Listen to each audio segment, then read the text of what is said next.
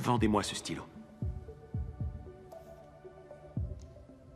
La question du stylo est une question classique qu'on retrouve souvent dans les entretiens d'embauche pour des postes liés à la vente ou au marketing.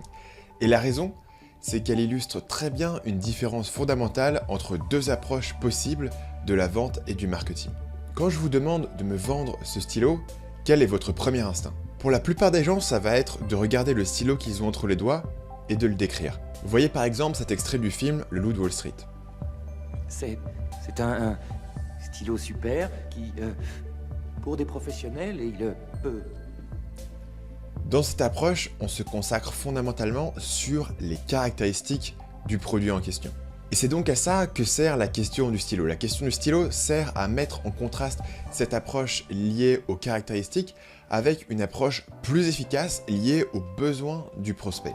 Pour illustrer ça, voici un autre exemple du Loup de Wall Street. Tu veux que je vende ce stylo de merde? Y a pas plus fort que ce gars. Ce stylo. Il vous vend n'importe quoi. Sois sympa, signe-moi un autographe sur ta serviette, s'il te plaît. J'ai pas de stylo, moi. Exactement, l'offre et la demande, mon vieux. Voilà, qu'est-ce que je vous disais? Là, il a créé le besoin.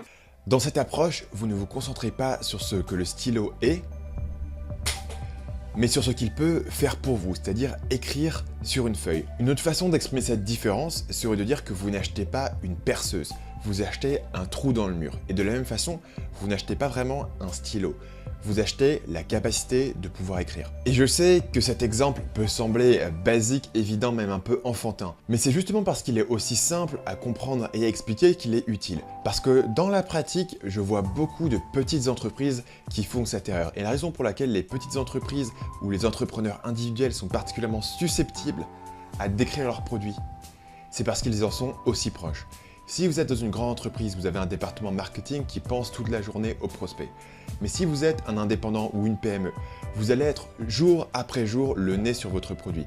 Et ça peut être difficile de prendre un pas en arrière et de réfléchir à quel est le vrai besoin auquel je réponds. En d'autres termes, si vous vendez de la formation, arrêtez de me parler de votre méthodologie, arrêtez de me parler du contenu de votre formation, arrêtez de me parler du nombre de vidéos ou du nombre de pages dans votre e-book. Au contraire, parlez-moi du résultat que je peux attendre de votre formation. Si vous vendez une prestation, mettons une prestation de référencement, ne me parlez pas de tout ce que vous allez faire pour moi d'un point de vue technique. Je sais que c'est votre passion, je sais que c'est ce que vous faites jour après jour, je sais que c'est votre obsession. Mais moi, en tant que client, je m'intéresse à une seule chose, faire grossir mon business.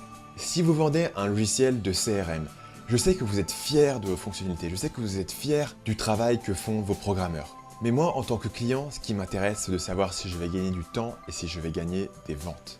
En résumé, le message de cette vidéo est simple. Concentrez-vous sur le besoin que vous résolvez plutôt que sur le produit en lui-même. Mais il est facile de l'oublier, il est facile de passer à côté de l'évident quand on a le nez sur son produit. Alors j'espère que l'exemple du stylo pourra rester avec vous, pourra s'imprimer dans votre esprit et j'espère que la prochaine fois que vous vous asserrez devant votre ordinateur pour écrire une page de vente, vous vous souviendrez de vendre le trait sur la page, pas le stylo.